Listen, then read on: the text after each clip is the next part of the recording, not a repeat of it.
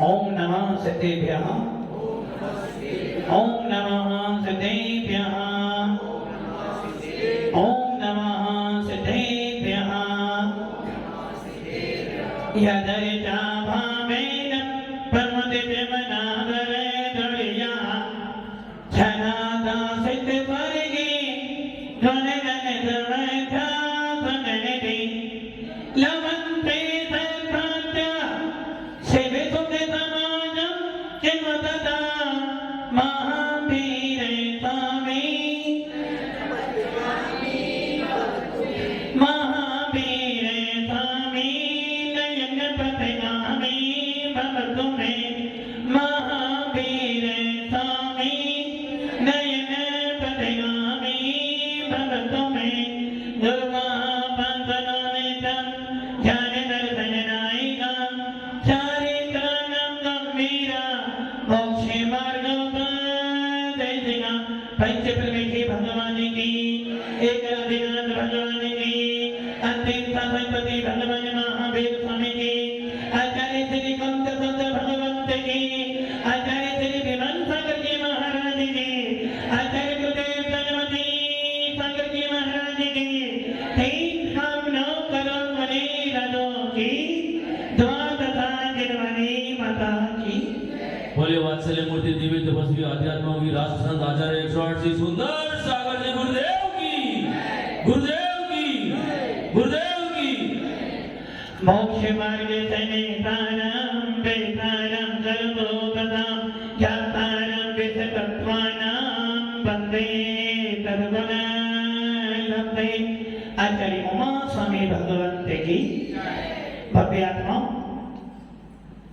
भगवान महावीर जिनका निर्माण महोत्सव देवों द्वारा संपन्न किया गया, ऐसे भगवान महावीर जिन्होंने इस मनुष्य भव में तीर्थंकर प्रकृति का बंद कर इस चतुर्काल में अंतिम तीर्थंकर के रूप में जो विराजित हुए, ऐसे भगवान महावीर जिन्होंने 4 घात्याकर्मों का विनाश कर केवल ज्ञान को प्राप्त किया, जिनके दिव्य केवल ज्ञान के सानिध्य में बड़े बड़े वादी भी ध्वस्त हो गए, ऐसे भगवान महावीर की वो दिव्य देशना आज भी हमको सुनाई दे रही है।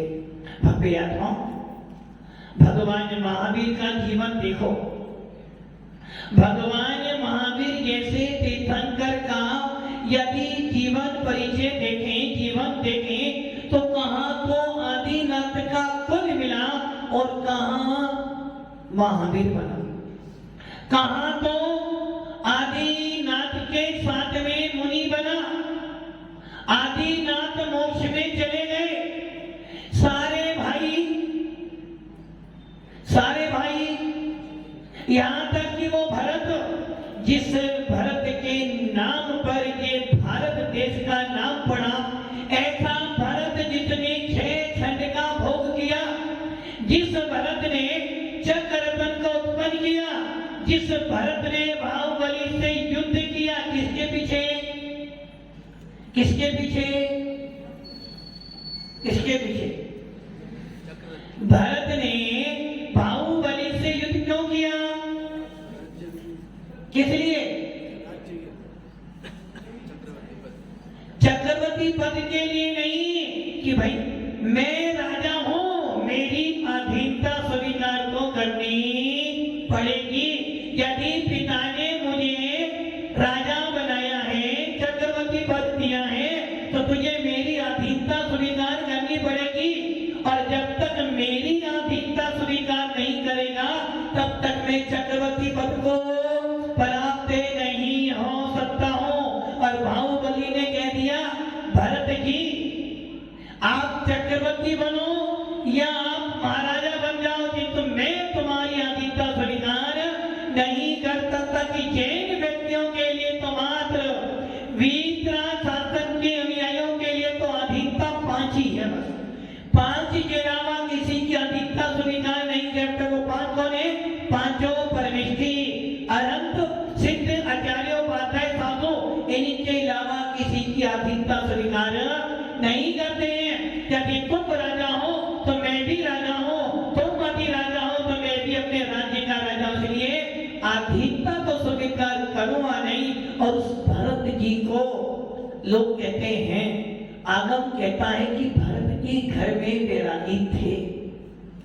भरत जी घर में रहते हुए भी घर से निर्लेप थे, परिग्रहों के बीच में रहते हुए भी उनसे लिप्त नहीं थे, विषय कसायों में रहते हुए भी विषय कसायों से अलग थे। किंतु उस भरत को भी, जो भरत 26 सन में दृष्टि था, जिस भरत ने 26 सन में दर्शन प्राप्त किया, जिस भरत ने मात्र एक अंतर्मुहूर्त में, कितनी देर में, जिस भरत जी ने दीक्षा लेने के बाद मात्र एक अंतर्मुहूर्त, कितने समय में, आगली से एक समय ऊपर, मुहूर्त से एक समय पूर्व तक, जितने काल में मात्र एक अंतर्मुहूर्त काल में ही क्या प्राप्त किया, क्या प्राप्त किया, केवल ज्ञान की प्राप्ति की। उस भरत जी को भी बाहुबली के ऊपर चक्र को, और हम कह रहे भरत जी घर में भी बैरागी होने के बाद भी चक्र चलाया, किसके पीछे, मात्र कसाईयों के कारण। यदि कसाई ना होती तो भरत भी युद्ध ना करते। अब आप ये सोच लो, जिस भरत ने मात्र अंतर में केवल ज्ञान की पराग की, और वो महावीर का गीत आदि नाव के काल में मुनि बना, और नंबर कब आया मोक्ष जाने का, एक पूरा का पूरा चतुर्काल, कितना चतुर्काल का काल, 22-42 हजार वर्ष कम, एक कोड़ा कोड़ी सागर। आदिनाथ कब हुए, चतुर्काल के शुरू में। अब ये कहते तीसरे काल में आदिनाथ हुए। और महावीर का जीव कब हुआ, जीव तो नादी काल से था, किंतु उनको तीर्थंकर आदिनाथ कब मिले, तीसरे काल में। और तीसरा काल निकल गया, चौथा काल आ गया, और अंतिम तीर्थेश बने भगवान महावीर। और जबकि भरत जी ने दीक्षा बाद में ली और पहले मोक्ष में, बाहुबली ने बाद में दीक्षा ली और मोक्ष में चले गए। महावीर के बाद में दीक्षा ली बाहुबली ने, और उससे पहले मोक्ष में चले गए।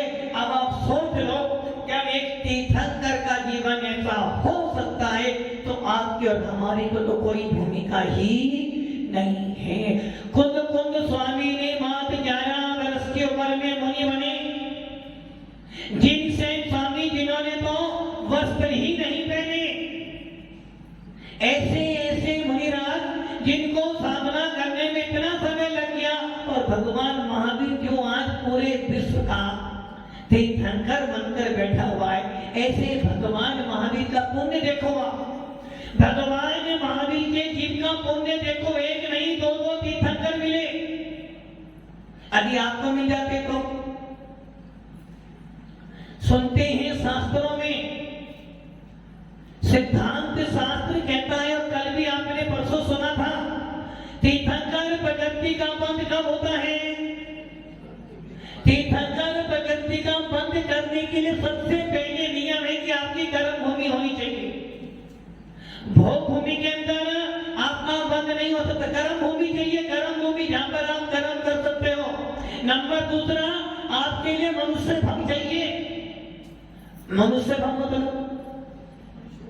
मनुष्य भक्त मतलब आप कौन हो आप, मनुष्य नहीं, मनुष्य नहीं हो आप, कौन मनुष्य हो क्या बालक हो। जीवन की 3 अवस्था, बचपन, 55 और बुढ़ापा। अरे मनुष्य भक्त कहने से मतलब स्त्री भी आ गई, पुरुष भी आ गया, नपुंसक भी। किंतु तीर्थंकर प्रकृति का बंद करने के लिए मनुष्य भक्त को चाहिए, किंतु साथ में पुरुष वेद भी चाहिए। राजू भाई, आप पुरुष हो या स्त्री हो, आपके भाव कैसे मालूम पड़ा कि आपके भाव पुरुष की, स्त्री के भाव भी तो हो सकते हैं।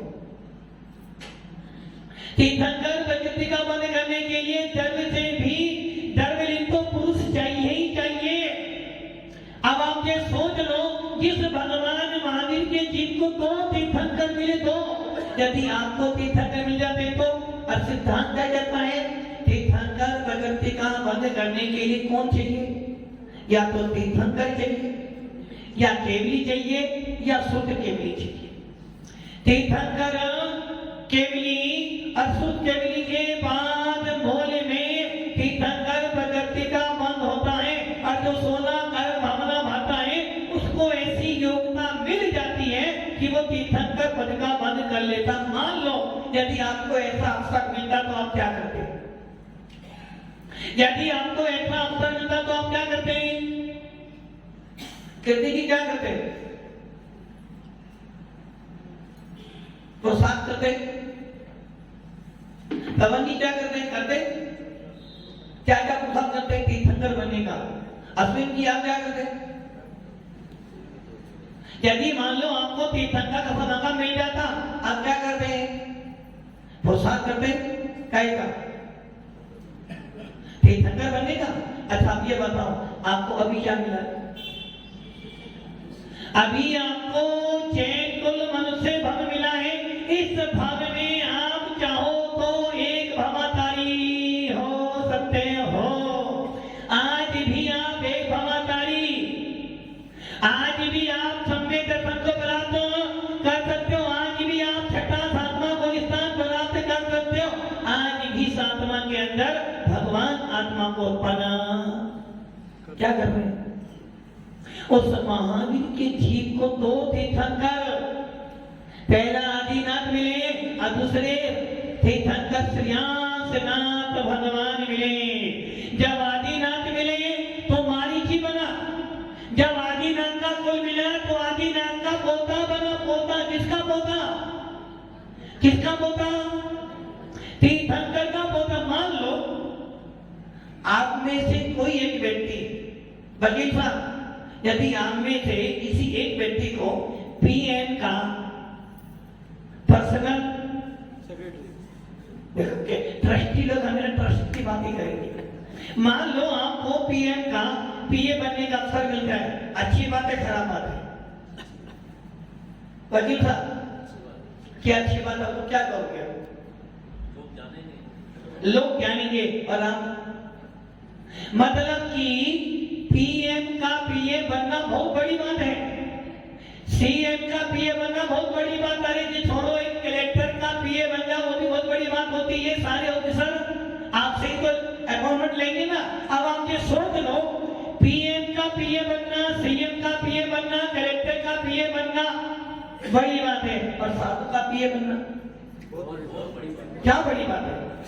साधु का पीए बनना बड़ी बात नहीं है, किंतु पीएम का पीए बनना बहुत बड़ी बात है। यदि आप पीएम का पीए बन जाते हो, यदि आप पीएम का पीए बन जाते हो तो पूरे भारत में आपको कोई रोकने वाला? जाना फ्री, वकील साहब जाना फ्री। किसमें? ट्रेन में जाओ, प्लेन में जाओ, सारा फ्री। और जहां पर टैक्स भरते हो ना, क्या बोलते हो सर? टोल टैक्स भरते हो, वहां पर भी फ्री। और पीएम के पीओ तो खाना भी, होटल भी, और जितने पुलिस वाले सब कहते तुमको सलामी देंगे। अब बताओ, यदि तुम पीएम के पीए बनते हो, इतनी सारी सुविधाएं प्राप्त होती हैं, और यदि आप महाराज के पीए बनो तो क्या मिलने वाला? बताओ क्या मिलने वाला है? कुछ नहीं मिल, ना पुलिस मिलेगी, बल्कि आपको एक टाइम का भोजन ही मिलेगा। फिर यदि पीएम के पीए बनोगे तो अच्छे से अच्छे वस्त्र मिलेंगे, और यदि भगवान यदि महाराज के पीए बनो, सफेद कपड़े पहनने पड़ेंगे। बोलो अरे भैया, पीएम का पीए बनने से भले ही संपत्ति मिल जाएगी, ख्याति मिल जाएगी, किंतु यदि आत्मा को भगवान बनाना चाहते हो तो इन मुनियों के पीए बन जाओ। पीए बनोगे तो एक दिन परमात्मा बन जाओगे। किंतु पीए कौन बने? अश्वन जी पीए कौन बने? पीए कौन बने? महाराज जी मैं तो नहीं बनू, राजू भैया बने तो बन गया, मैं नहीं बनूंगा। और पीएम का पीए बनने के लिए यदि आज 7-12 में ऑफर आ जाए, उषा जी यदि 7-12 में ऑफर आ जाए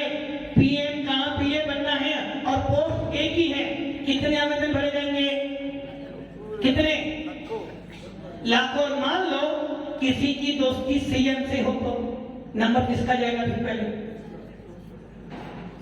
यदि हमारी दोस्ती सीएम से हो तो पहला फॉर्म किसका भरा जाएगा? दोस्त से भरा जाएगा ना आपका सारा फॉर्म। अब हम ये सोच लो, पीएम की सीट का एक फॉर्म है तो उसके लाखों लोग फॉर्म भरेंगे, और मोनिका पीए बनने के लिए कितनी सीट है? कितनी सीट? कोई गिनती नहीं, फिर भी एक भी फॉर्म भरने के लिए तैयार। पीएम की पीए बनने के लिए एक सीट है, लाखों आवेदन आएंगे, और 7-12 से ही लाखों आ जाएंगे पूरे राजस्थान की, तो बात बहुत अलग है। और महाराज का पीएम बनने के लिए कोई सीमा नहीं, कितने होते हैं फिर भी भरने के लिए तैयार। तो इसका मतलब क्या है? आपको आत्मा के प्रति रुचि नहीं है, आपको भगवान बनने के प्रति रुचि नहीं है। और महाराज ने मनुष्य भव मिला है, किस लिए मिला मनुष्य भव? किस लिए मिला मनुष्य भव? शब्दों में अच्छा लगता है। वो तो लोग, वो एक कहावत है ना, छोटे बच्चे जब हम थे क्या करते थे? ऊपर पंखा चलता है, नीचे बेबी। महेंद्र जी ऊपर पंखा नहीं महाराज, जब जमाना गया अंदर एसी चलता है और अंदर हमेशा पढ़ा जाता है। बच्चे थे जब पढ़ते थे ना, ऊपर पंखा चलता है, नीचे बेबी सोती है, सोते सोते भूख लगी, खाले बेटा मूंगफली। बैठे ही हम क्या कर रहे हैं? एसी में बैठे हैं, कूलर में बैठे हैं, पंखे में बैठे हैं। पेट भरा हुआ फिर कह लो महाराज जी आत्मा तो परमात्मा है। तो कुछ स्वामी कहते हैं भैया, सुख के साधनों में बैठकर आत्मा की चर्चा करने वाला धर्म हमारा नहीं है। हमारा धर्म तो आत्मा की चर्चा नहीं, आत्मा की चर्या करने वाला है। इसलिए भगवान महावीर ने सारी सुविधाएं छोड़कर जंगल में विहार किया। हमारे कुंभ स्वामी ने सारी सुविधाएं छोड़कर वनों में निवास किया, और हमारे मुनिराज अपने घर की सारी सुविधाएं को छोड़कर जैसा समाज रखती है वैसी अवस्थाओं में रहते हैं। और यही कारण है कि दिगंबर साधु कभी भी उठो, सर्दी हो, गर्मी हो, बरसात हो, हर अवस्थाओं को संगतों से पता है कि मेरी आत्मा का कल्याण सुख के साधनों में नहीं है। और जब जब सुख के साधनों में जाओगे कहीं ना कहीं अपने पतन के मार्ग पर चले जाओगे। आदिनाथ का कुल मिला महावीर के जीव को, आदिनाथ का पोता बना महावीर का जीव, और आदिनाथ के साथ में बना था वो मारीची महामुनि। अब सोच लो, जिस तीर्थंकर के दीक्षा दिवस पर, जिस तीर्थंकर के दीक्षा कलानक पर स्वर्ग के देव आए थे, चारों निकाय के देव हाथ जोड़े खड़े हैं। वो सौधर मित्र कह रहा प्रभु कोई तो आदेश दो। वो कुबेर, कुबेर मतलब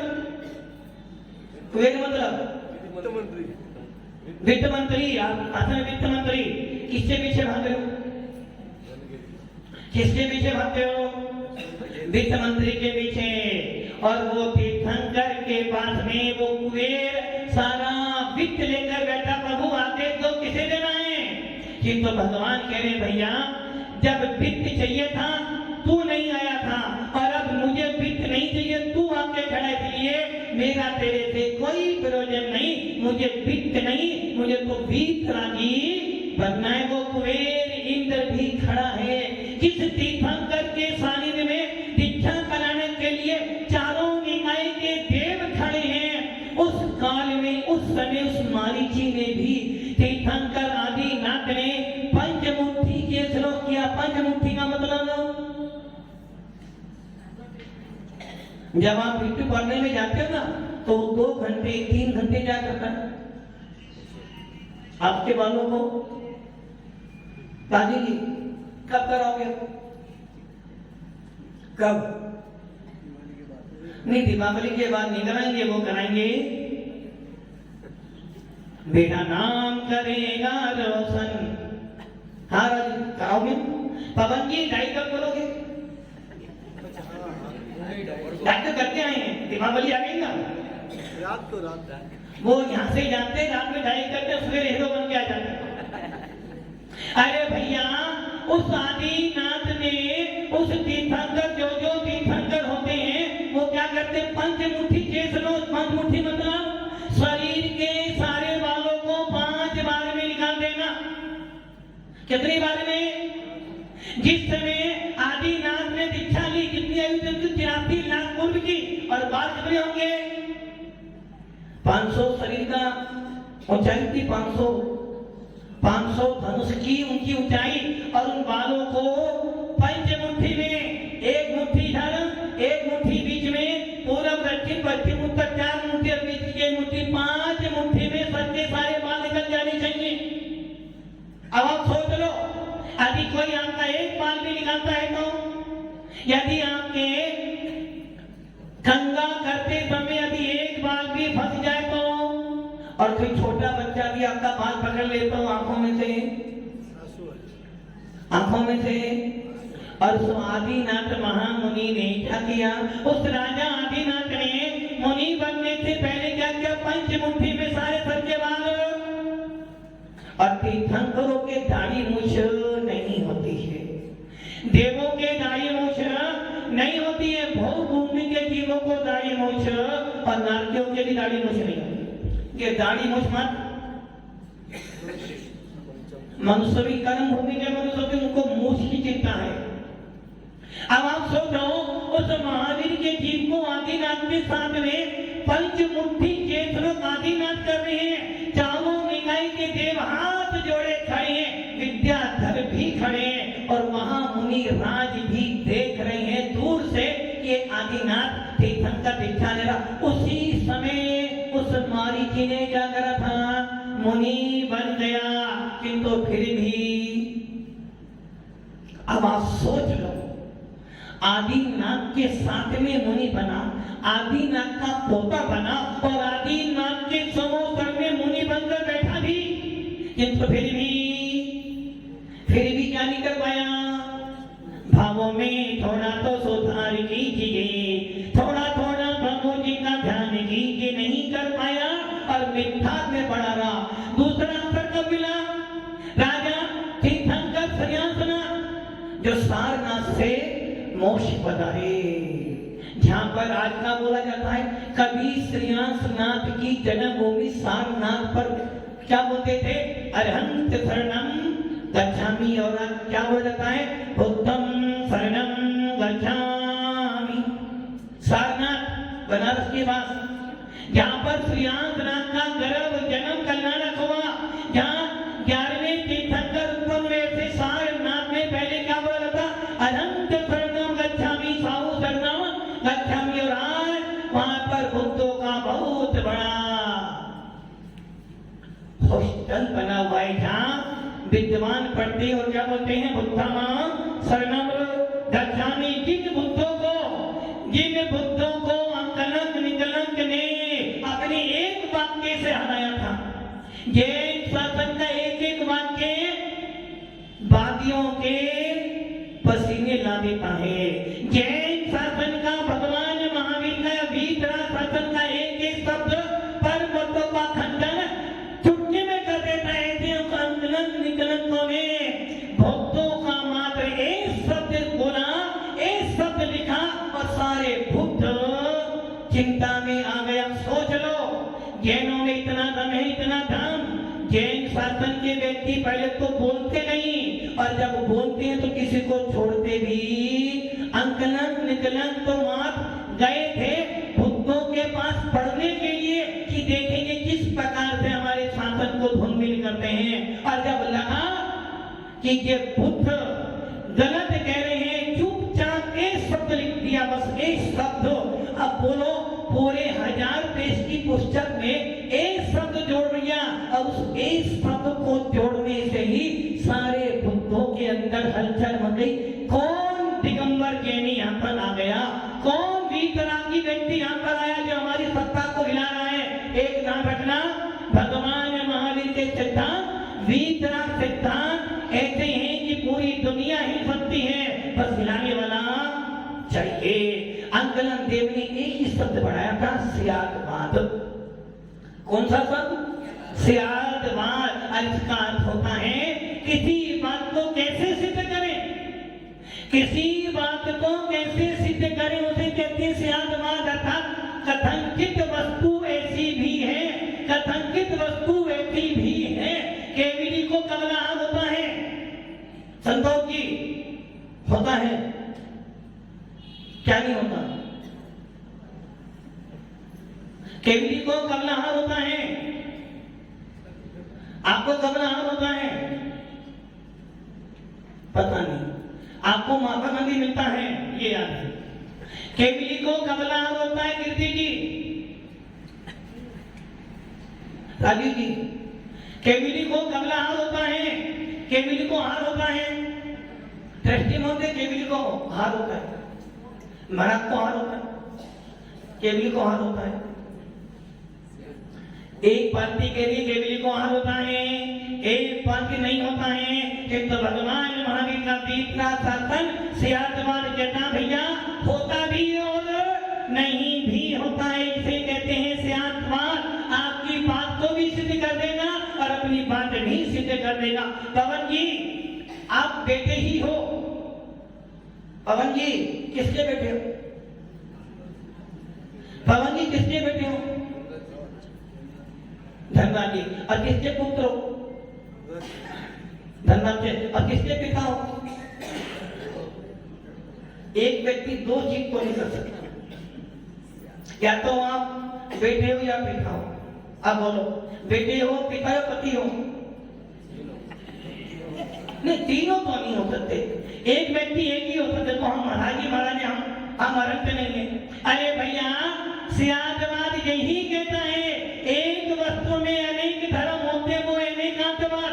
अनेकांतवाद कहता है एक वस्तु में अनेक धर्म होते हैं, किंतु सियादवाद कहता भैया एक वस्तु में अनंत धर्म है, उन अनंत धर्मों को मैं एक समय में नहीं कह सकता। इसलिए सियादवाद। कथंकित पवन जी किसी के बेटे हैं, कथंकित पवन जी किसी के पिता हैं, और कथंकित पवन जी किसी के पति हैं।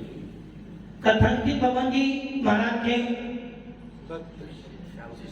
वो कह रहे अंतर्ष नहीं, महाराज का अंतर्ष है। महाराज के अंतर को आचार्य ही होते हैं। भव्य आत्मा इसे कहते हैं सियादवाद। आचार्य अंकलंक और निकलंक ने घरस्थ अवस्था में मुनि भी नहीं थे, मात्र श्रावक थे। उस श्रावक अवस्था में एक सियादवाद लिखकर बुद्धों को भारत से बाहर निकाल दिया था। इसलिए जैन सिद्धांत बड़े मजबूत हैं। बस जैन सिद्धांत को परोसना आना चाहिए, जैन सिद्धांत को समझाना आना चाहिए, और इसी के बल पर कुमकुम स्वामी ने विजय प्राप्त की है। भव्य आत्माओं, ऐसे भगवान महावीर को श्रेयांसनाथ का सानिध्य मिला, जहाँ बुद्धम शरणं गच्छामि बोला जाता था। ऐसे श्रेयांसनाथ का सानिध्य मिलने के बाद भी महावीर का जीवन कहाँ चला गया? कहाँ गया? अति संकले से भागते मरियो घोर स्वर, नरक में चला गया। ऐसे महावीर का जीव नरक में गया, किंतु आज वही महावीर का जीव विश्व वंदनीय विजेता बनकर, काम विजेता बनकर पूरे लोकों का अधिपति बना हुआ है। ऐसे भगवान महावीर अपने आत्माओं, समय आता है जीव बिगड़ता है, समय आता है तो मोक्ष जाता है। इसलिए जैन शासन मिला है, जिन शासन मिला है, अपने मोक्ष मार्ग को पसंद करो, अपनी आत्मा के अंदर परमात्मा बनने की प्यास उत्पन्न करो। ओम नमः सिद्धेभ्यः।